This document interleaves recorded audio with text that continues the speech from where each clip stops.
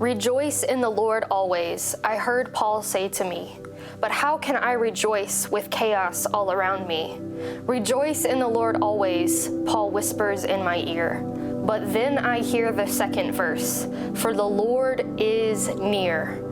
Present in the good, the bad, the in-between, present in the fear, present in both security and uncertainty, present with me here. Present when I wake and present when I sleep, present when I dance and present when I weep. Present always, the Lord is near. So I will rejoice, though the future is unclear. Rejoice in the Lord always. I will say it again, rejoice. Because the Lord my God is near, I raise my hands and lift my voice. Good morning, everyone. It's good to see you this morning. Welcome to worship. We're so glad to be worshiping with you this morning. If you're a guest with us today, maybe you are visiting someone for the holidays, and so you've tagged along. Or maybe you're watching on our live stream and you're traveling yourself today. Welcome. We are glad that you are with us this morning. My name is Ryan Russell, and I'm the teaching and young adult pastor here at First Temple. And I hope that you've had a good Thanksgiving week. Hopefully you are full of turkey and maybe some cranberry sauce. Anybody get some pecan pie in this weekend? Yeah, okay, a few. Well, I hope you know that the first Sunday of November is when we move our clocks an hour back, right? Did you know that the last Sunday of November is when you're supposed to move your bathroom scales 15 pounds lighter, all right? So if you didn't know that yet, then you can go home today and make that change. That's what you're supposed to do last Sunday of November. Well, we're finishing up today a sermon series that we've been doing over the last few weeks called Rejoice in All Circumstances. And we're building this series off of Philippians 4, verse 4, where the Apostle Paul says this. He says, "Rejoice in the Lord always. I will say it again, rejoice." So maybe when you hear the word rejoice, maybe that's what you just got done doing this week during Thanksgiving. You were circled up with family and the people you love, and you got to make memories together or reminisce about the past or play games or watch your favorite team on TV, whatever Thanksgiving was for you. Hopefully you've had a full week of rejoicing. So when we hear Paul say rejoice, we go, aha, like Thanksgiving, got it. But you see, the problem is that the Apostle Paul wrote this letter, Philippians, actually from prison. Paul was in prison more than once in his lifetime for sharing the good news of Jesus. And so it was not exactly Thanksgiving Day that Paul wrote this letter. And instead, he finds himself in a very unfortunate circumstance. And so when we hear the word rejoice always, that changes the color in which we hear his command. That whatever rejoicing is must be something that transcends the momentary circumstances that we're experiencing at any particular moment in life, that apparently there's a way to rejoice regardless of what season we may find ourselves in. The video we watched just a moment ago before I came up, if you've seen it several weeks now throughout this series, you know that the phrase that you hear over and over again is that God is present. Hannah Brown, our college minister, wrote the poem that you heard featured in that video, and it talks about how God is present in the good and in the bad, in the in-between, in the fear and insecurity and uncertainty, when we wake, when we sleep, when we dance, when we weep, that God is present. That idea comes to us from the next verse in Philippians, chapter 4, verse 5. It says simply this: the Lord is near. And there's a connection between this idea that the Lord is near and rejoicing. You see, we are able to rejoice regardless of our circumstance in life, because no matter what we are going through, the Lord is near. And so throughout this series, we've been taking a different topic each week and discussing what it would look like to rejoice in that season of life. We started off talking about grief and loss and death, and how even in the darkest moments of our life, that even there, God is with us as a comfort and as a hope. We've talked about finances, about how regardless of how your finances are going right now in your life, maybe they're comfortable, maybe you find yourself in a place of need and needing more, that no matter what happens, that you can rejoice in those circumstances because, again, the Lord is near. Last week, we talked about doubt that we go through in life when difficult things happen, and it raises questions for us, even questions about God or about faith. And yet, even in the midst of those troubling moments of doubts in our life, we can still rejoice. And then today, finally, in our last week, we discussed the chapter of our lives that is fear of the future. So I would venture to guess that all of us struggle with this area a little bit from time to time in our life. Fear of the future, of not knowing what's coming next and wishing that we had an idea of where our life was headed. And because there's darkness that we're staring into, that we from time to time are going to feel that fear. I made up a list of about 10 questions that I think perhaps, give us a good sample of the kind of questions we have about the future. We didn't poll 100 Americans or anything like that and tally the scores. This is just kind of Ryan's list of 10 questions about the future that we wrestle with. So let's take a look at these. The first one, what am I going to do with my life? You ever been there? I'm guessing we all have, right? What is my job, my career, how my talent's going to be used? Maybe that's a first half of life question, perhaps, that then turns into the second question, will I achieve my goals and my dreams? All the things that I set out to do or felt called toward. As we get older, we start to realize, am I going to achieve those things? And if not, then is that okay, right? Next one, where will I be in 5 years? Man, who does not want to know that? If we could have that crystal ball that tells us exactly what life is going to look like. Who will be beside me? Right? Will I have friends that are there with me? Will I have a spouse? Will I have children, grandchildren, neighbors? Who are the people that are going to help get me through whatever circumstances I'm facing? Will I have everything that I need? That not just the people, but the resources I need to be okay. And then on the flip side, how much will I have to suffer in the event that I don't? That's a heavy question that perhaps we're carrying. Another one, what will come of the world? When you look at the news and you hear, things about trends that are perhaps unsettling to you about how things are going, and you stare into the future and you're like, I don't like this trajectory. A lot of us wrestle with that question. What will come of the world? And then along with it, what will come of those that I care about? How will they fare, even perhaps long after I am gone? Will I disappoint the people that I love? Man, we want people to be proud of us. We want them to be excited about the things that we're accomplishing in life. Or are we going to disappoint them? And then finally, maybe this is the question underneath a lot of the other questions. Will my life count in the end? And my goodness, yes, we all want it to. And so as we go through that question, I wonder if there are 1 or 2 or 3, or as someone said to me after the last service, 8 or 9 or 10 of those that you sort of nod and go, yep, I have been there, or maybe I am currently there right now.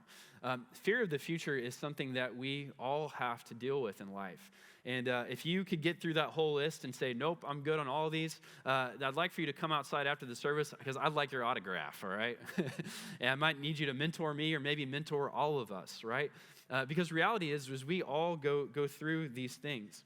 It can feel sometimes like we are driving down the road of life in a general direction of north. We have a little bit of a map, like we know what's right in front of us. We know maybe the next turn that we're supposed to take, but man, we would sure love to have the next 10, 20, 30 turns figured out. And yet there's only enough light on the road to carry us just a little bit further. And so today what I want to talk about is this idea of what would it look like to trust God with your future? What would it look like to surrender all the unknowns that are ahead to Him? What would it look like for us to trust God with our future? And what we find is that the moments in our life that are the least certain and that strike the most fear for us are also the moments in our life where God wants to do a work within us, that He wants to forge some trust in our life that can change us and transform us to be more like Christ. And they can be the moments that really become the most important, pivotal moments of our journey. So our passage this morning is Matthew chapter 6. If you have a Bible with you, you can turn there to Matthew chapter 6. We're going to begin reading in verse 25. This passage is what's called the Sermon on the Mount. And you can go home and read all of it later if you'd like. It's Matthew chapter 5, 6, and 7. And this is really perhaps the most famous sermon that Jesus ever gave. And it's teaching about the kingdom of God that He had come to proclaim and what it was like and what it looked like for us to live in this kingdom. And so right here in the heart of this sermon, we find a word on worry. It comes to us in Matthew 6, verses 25 through 34. You can read along with me. Jesus says, "Therefore I tell you, do not worry about your life, what you will eat or drink, or about your body, what you will wear. Is not life more than food, and the body more than clothes? Look at the birds of the air. They do not sow or reap or store away in barns, and yet your heavenly Father feeds them. Are you not much more valuable than they? Can any one of you, by worrying, add a single hour to your life? Why do you worry about clothes? See how the flowers of the field grow? They do not labor or spin. And yet I tell you that not even Solomon in all of his splendor was dressed like one of these. And if that is how God clothes the grass of the field, which is here today and tomorrow is thrown into the fire, will he not much more clothe you, you of little faith? And so do not worry, saying, what shall we eat, or what shall we drink, or what shall we wear?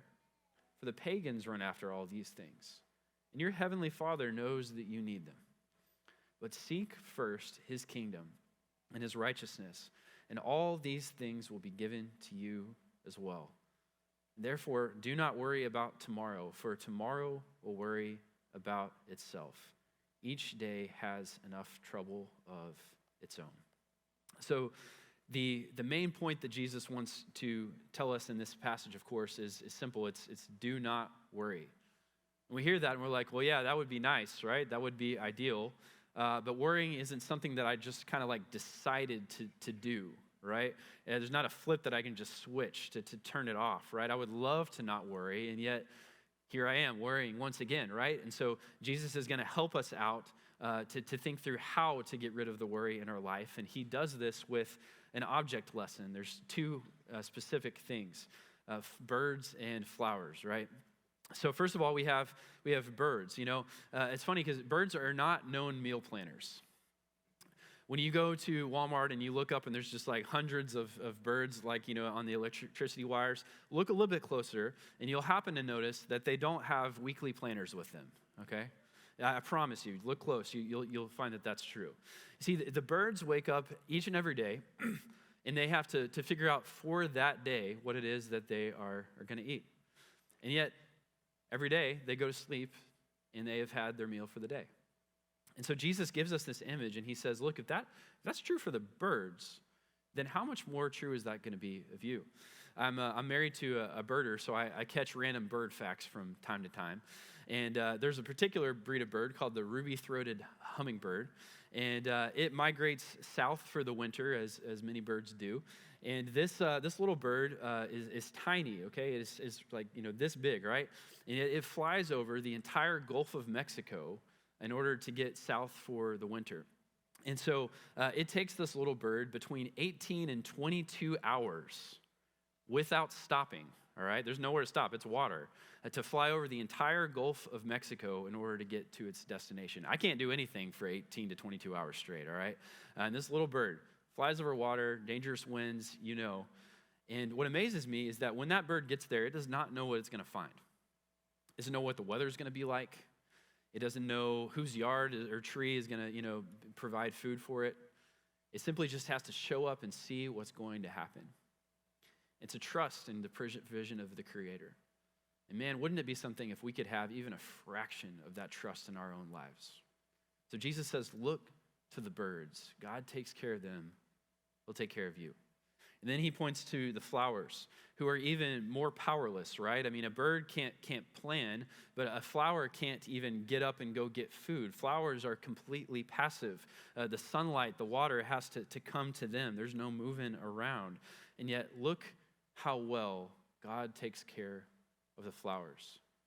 Even this time of year when they're sort of dying off, right? There's that hope of spring and knowing that even in their worst moments, they will come back and the Creator will have them going forward. And so God uses these two objects of birds and of flowers as assurance to us to say that God cares for our future even so much more. And so if it ever feels like you are the only person that is fighting for your future, it feels like your future is completely in your hands and you have to make something happen if all of this is going to work out somehow. And that is a myth, because the God of the universe sees you, he knows you, he loves you, He promises to provide for you and to take care of your needs. This morning, I want to give you one more object. Jesus gave us the birds and the flowers. The third one I want to give you is the rear view mirror. Not talking about you're driving home in a few minutes and who you're going to see in the cars around you. I'm talking about your past and your life. A few minutes ago, Adam guided us through a time of prayer where we looked at the past of the church and how God has provided in some amazing ways. Now that gives us hope of how he'll provide in the future. The same is true of your life as well. I wonder what would happen if you looked in the rear view mirror of your life and how that might encourage you or inspire you to trust God. A lot of evenings I will walk my dog like after dark, after the sun sets. It's kind of just the part of my schedule that works best for me. And so I'll get out there with him on the leash and go for a walk in the neighborhood. And there's something just kind of peaceful about, taking an evening walk like under the moon and the stars, you decompress, relax, think about the day or how things are going. And as we get to the end of the calendar year, a lot of times for me, I start thinking about the year that it's been and all that's happened. And sometimes, like I did this week when I went for a walk, I started to think about where I was a year ago exactly, and everything that's happened sort of in the year 2023. And for me, like we were living in Waco, our family was a year ago. No idea that I would be here today or that any of this would be happening. And I remember about a year ago, I was feeling like some kind of transition was probably coming ahead. Had no idea what that would look like. I remember that, to be honest with you, it was kind of a place of fear in my life. It was a part where I was like, I have no idea, Lord, what you're calling us into, just the great unknown. And you know all the questions that come, where, when, how, what, and just being at a place of just having to trust God with that. And so this week as I walked the dog around the neighborhood and thought about the last year, man, I realized like, wow, God has brought us through so much over the last year. He's brought us to a new place. He's provided for us in great ways.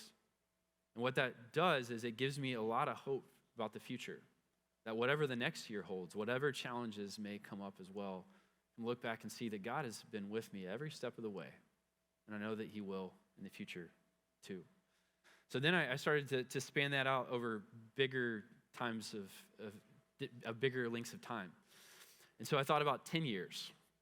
And I thought about how 10 years ago was 2013 and I was in grad school.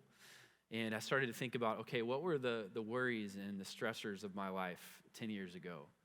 And I remember that right at about 10 years ago, it was right before Rachel and I actually started dating. So I was kind of in a single place in my life and wasn't doing really well with that, if I was honest with you, right? It was kind of a struggle for me at that particular moment in time. And then I look at what happened just around the corner and how God brought Rachel into my life, how that turned into marriage and a family, and how that represents for me all the things that he's provided over the last decade. And so then I look at the next decade and I go, God, I don't know what's going to happen in the next 10 years, but I know that you've been with me and I know I can trust you in the next 10 as well. And then I brought it even bigger. I looked over 20 years time, right? All the way back to 2003, I was in 7th grade, okay, in 2003. And I remembered what were the worries and stressors that I was carrying around as a 13-year-old. And I think about, fitting in and making friends and making a good impression and making the team, all the things that seemed so big and important to me. And those were real. The stressors were very real at that point in time. And yet I probably don't have to tell you that I don't think about those same things, those same worries today like I did 20 years ago. And so I can look forward into the future, 20 years, and say, man, I have no idea what my future is going to hold. But I know that God has been with me every step of the way, and he will continue to be with me into the future. I want to invite you today to go through that exercise on your own, of thinking through about 3 milestones in your life in the past, and imagining what was life like for you, and what were your worries and stressors. If you're younger than me, you may make that a shorter amount of time, and maybe sort of like 1 year, 3 years, 5 years, If you're older than me, you may stretch that out even further. It might be 1 year, 20 years, 40 years even, whatever it is. But go back in time and pick out a few moments and think about the burdens that you were carrying. And what I think you'll find is something that Jesus says in this passage right here in Matthew 6. He says that by worrying, we cannot add a single hour to our life. And I think as you go back and you look at those moments, you will find that all the worrying that you did really didn't accomplish much of anything. And so what makes you think that it's going to be any different now? What makes you think it's going to be any different? You see, as we look back into the rear view mirror of our life, here's what happens, and here's the truth that helps us, is that fear of the future is cured by memory of the past. Fear of the future is cured by memory of the past. See, our past is a gift to us from God. It's a reminder of how he plans to take care of us in the future. Fear of the future is cured by memory of the past. And I know journaling is an exercise that I have never really been great at. Some of you may be people that can journal like daily or regularly. Props to you. I'm not one of those people. But there have been moments in my life where I have taken the time to do that. When I was going through something big and I needed to sort of reflect on it or process it or celebrate a victory. And I'm thankful that I can go back and look at those times where I've written something down and celebrate all that God has brought me through from that prior season of life. So your next difficult moment, maybe that's today or later, do you have something that you can go back to and remember and see visibly how God has brought you through the tough times in life? If you don't, maybe now's a good time to start. As we look back at our life, what we realize is that there's a major difference between our plan for our life and God's plans for our life. There's a significant gap. In fact, look at this picture that sort of depicts what the two are like, right? At the top, we get a picture of how we would like life to go. It's just sort of a clear, straight journey. We just have to keep on moving forward, and we'll get to the end prize, right? And yet, in reality, what we find is that God's plan for our life is much different. We're like, I didn't know I was going to have to go buy a swimsuit, right, and learn how to swim. I didn't know that there were rocks to climb over and spikes to travel through, and there were going to be rain clouds that I have to navigate. It's not always clear to us why life is as complicated as it is.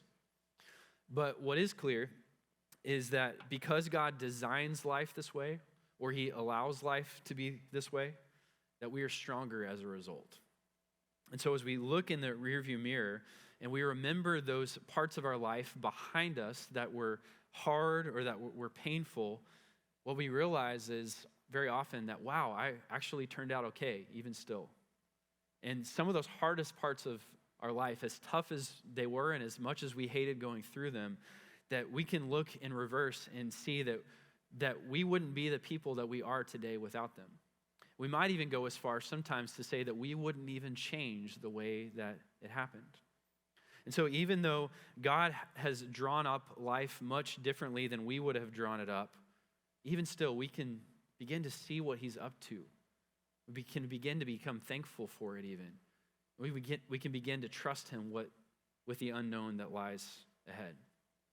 And as we do this process of reflecting in the rearview mirror, what we're realizing is that the Lord is near, just like Paul told us, Philippians 4:5, the Lord is near.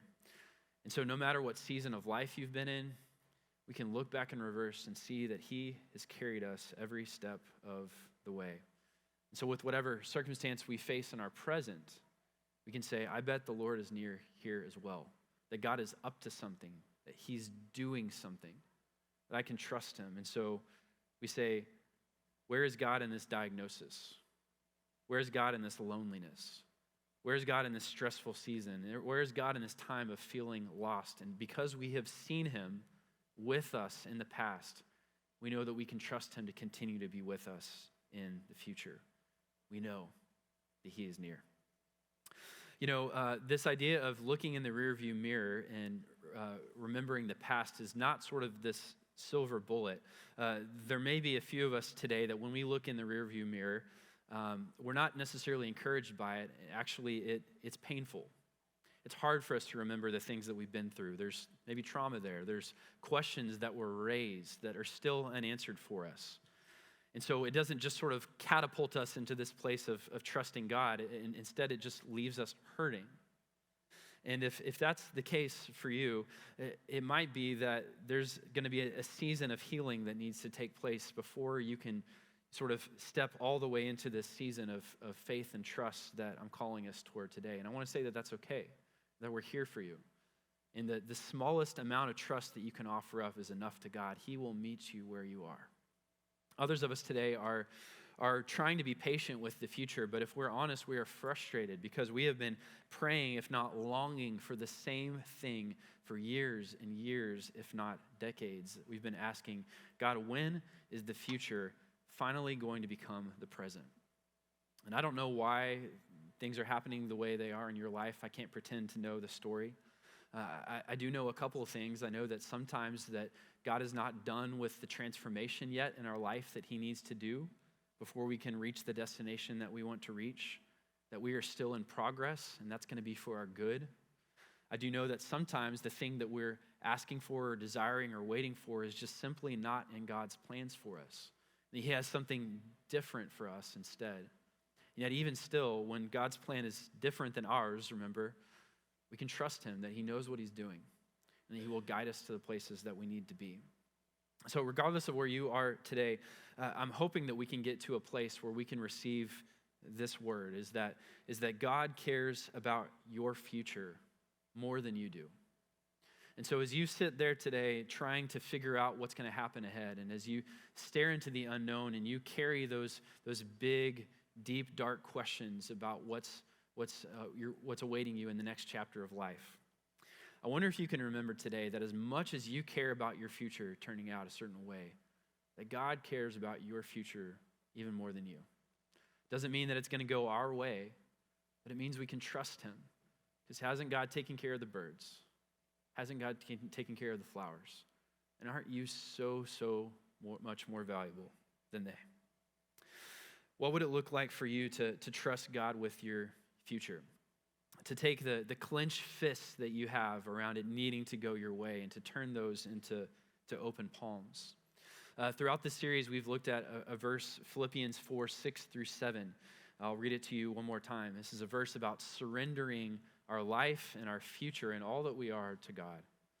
It says, "Do not be anxious about anything, but in every situation, by prayer and petition, with thanksgiving, present your request to God.